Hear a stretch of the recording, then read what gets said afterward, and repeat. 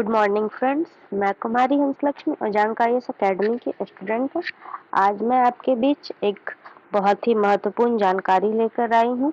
अगर आपको ये वीडियो पसंद आए, आपको ये जानकारी अच्छी लगे तो वीडियो को लाइक कीजिएगा, शेयर कीजिएगा, चैनल को सब्सक्राइब कीजिएगा कि सबसे पहले आगे आने वाली वीडियो आप तक पहुँचे। सर्वप्रथम आपको हैप्पी इंडिपेंडेंस डे, आपको स्वतंत्रता दिवस की हार्दिक शुभकामनाएं। मैं भगवान से दुआ करूंगी आप सही रहिए, आपके घर में सब ठीक रहे। Thank you so much.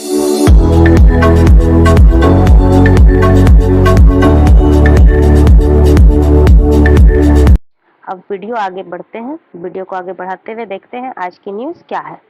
Okay, आज की न्यूज क्या है? 14 अगस्त को विभाजन विभीषिका स्मृति दिवस मनाया जाएगा, मोदी। ये क्या है? 14 अगस्त को विभाजन विभीषिका स्मृति दिवस मनाया जाएगा।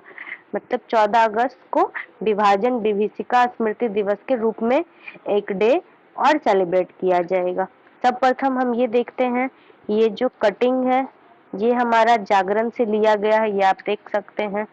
एंड यहाँ पे देखिए क्या क्या कह रहे हैं मोदी जी। ठीक है, बड़ा फैसला, पीएम ने खुद ट्वीट कर दी सरकार के निर्णय की जानकारी। ठीक है, अब आगे बढ़ते हैं। अब से हर साल स्वतंत्रता का उत्सव मनाने से पहले देश उस पीड़ा और विभीषिका को याद करेगा जो विभाजन से पैदा हुआ था और संकल्प भी लेगा कि फिर से समाज में ऐसा बीज नहीं पनपने देगा।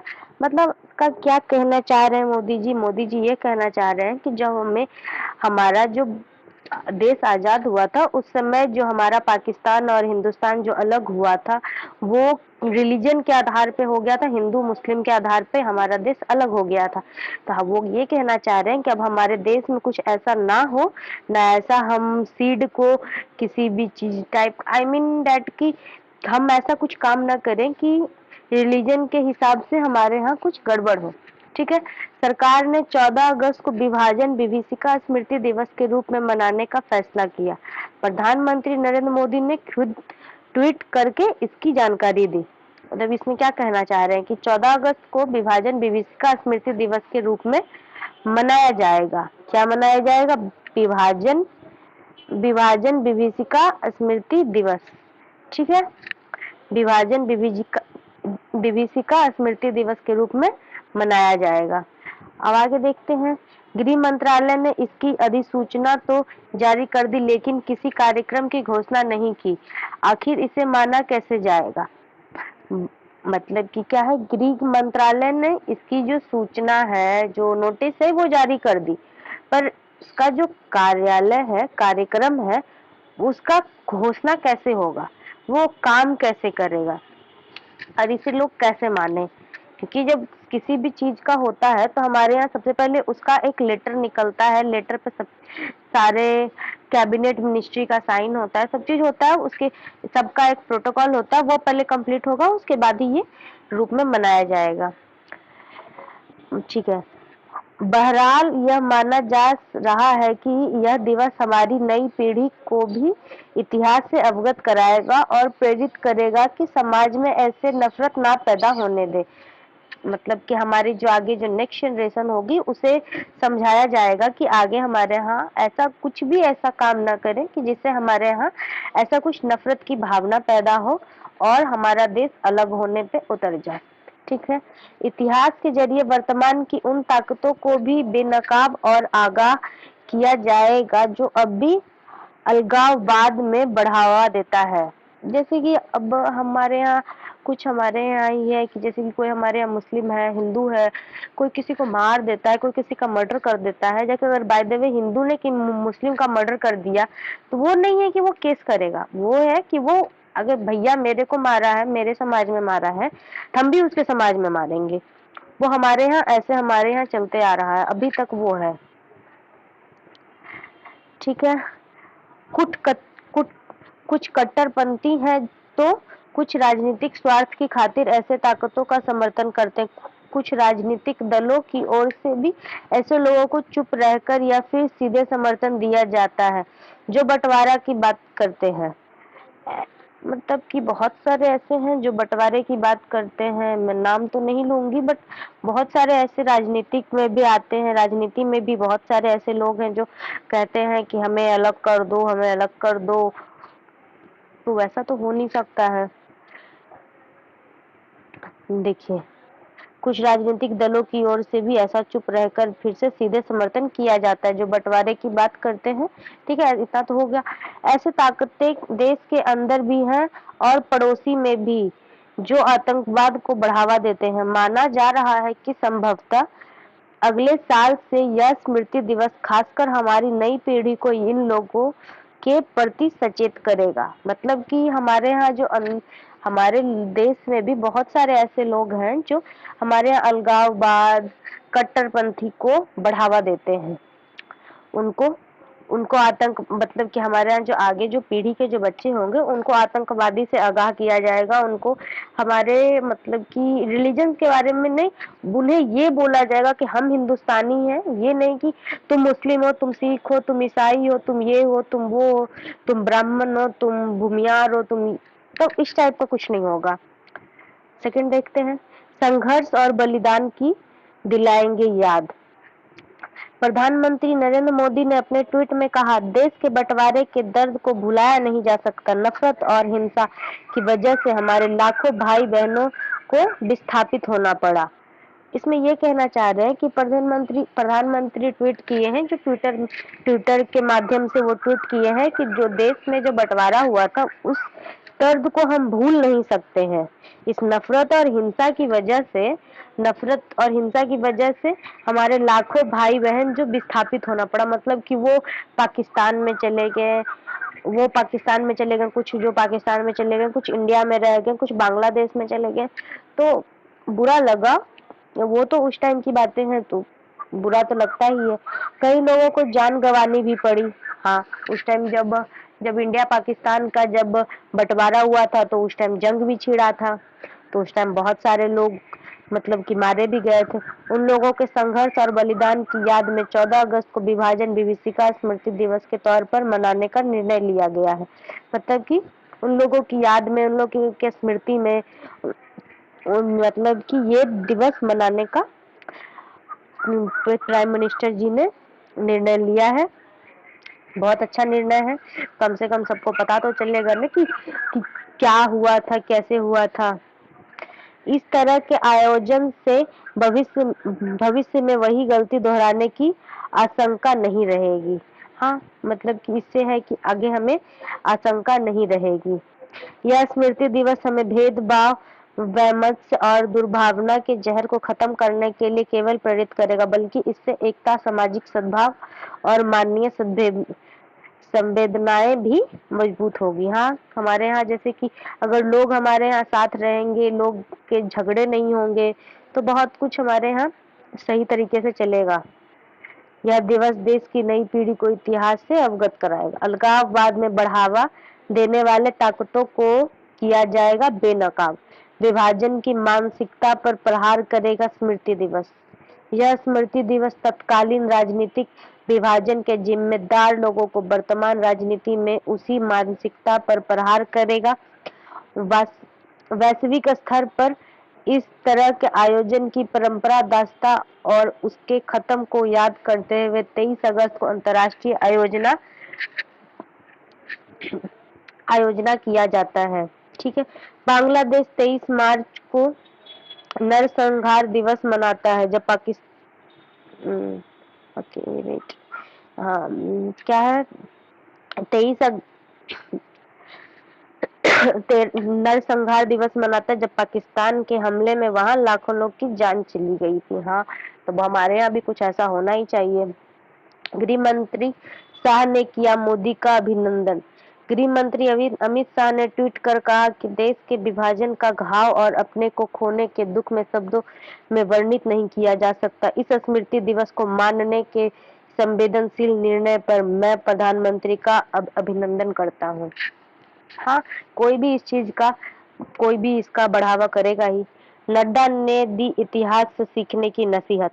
भाजपा अध्यक्ष जेपी नड्डा ने विभाजन से उत्पन्न परिस्थितियों और तुष्टीकरण की राजनीति की याद दिलाई। उन्होंने कहा, जो इतिहास से नहीं सीखता उन्हें बार बार कष्ट सहने के लिए मजबूर होना पड़ता है। सही बात है। अब है पेज नंबर 2 में, स्मृति में आज भी कौंधता है विभीषिका का मंजर। देखते हैं पेज 2। स्मृति में आज भी कौंधता है विभीषिका का मंजर। ये क्या है भैया?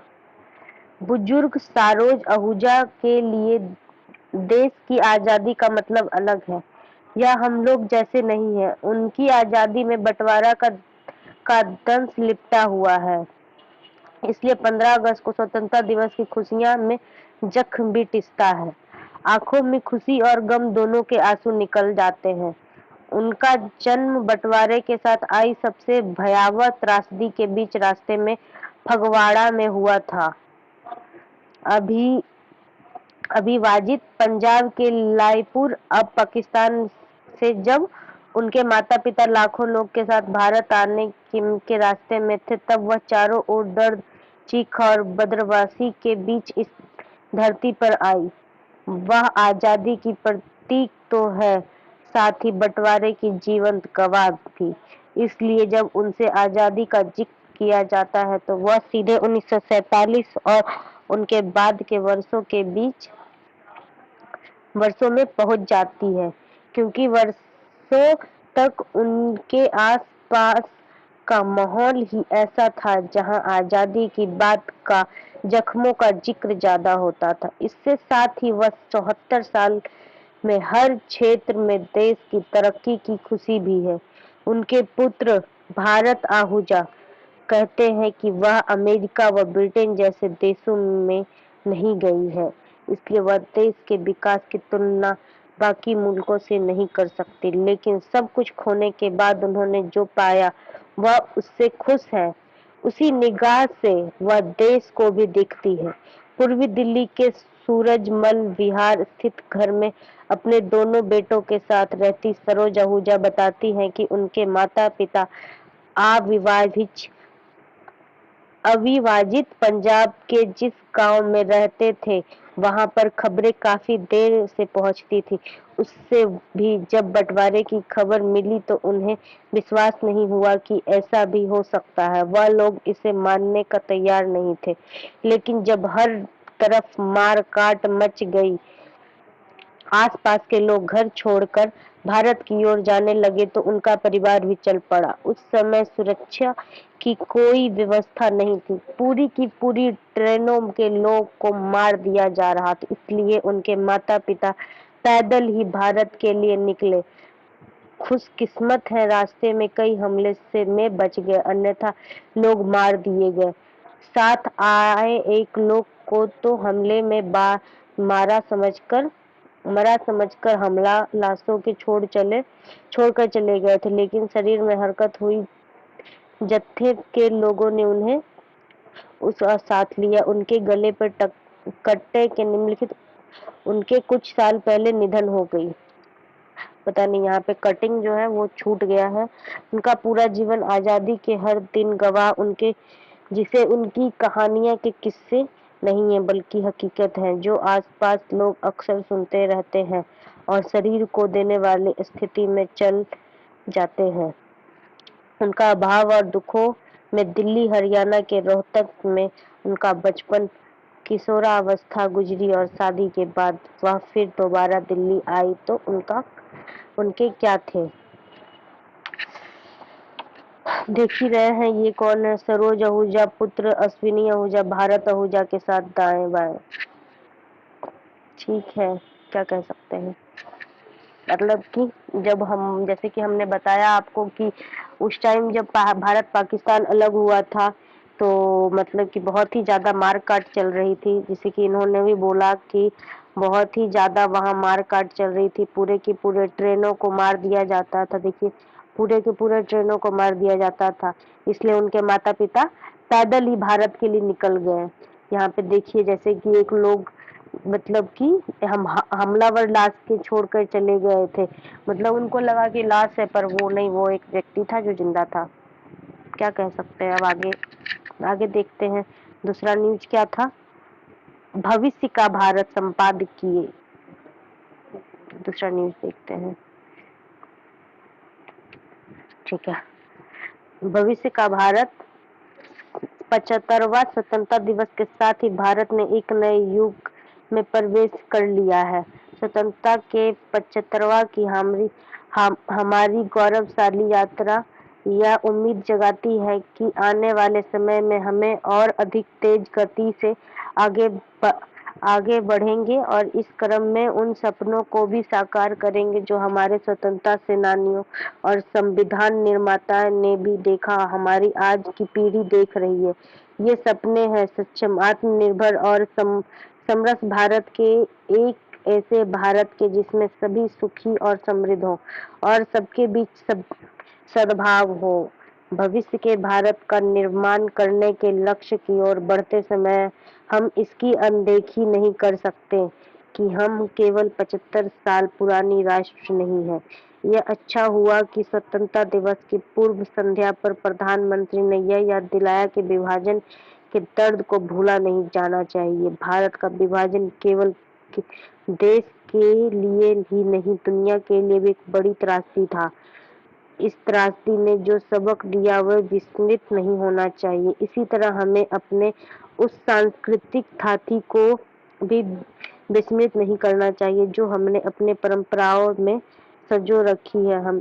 हमारी संस्कृति और उसकी समृद्धि परंपराओं ने हमें विशिष्ट रूप में गढ़ा है, इसलिए हमें उनका स्मरण भी करते रहना है और खुद को एक आधुनिक राष्ट्र के रूप में ढालना भी है, क्योंकि यही समय की मांग है। हमें यह हर क्षण याद रखना होगा कि हम हजारों साल पुरानी उस संस्कृति को सभ्यता के वारिस हैं जो हम समस्त वसुधा को एक परिवार मानती है और जो सबके कल्याण की कामना करती है। स्पष्ट है कि हमारे यह ऐसे भारत का निर्माण करना है जो दुनिया के लिए एक प्रेरणा स्रोत बने, उसके नेतृत्व करने की क्षमता से भी लैस है।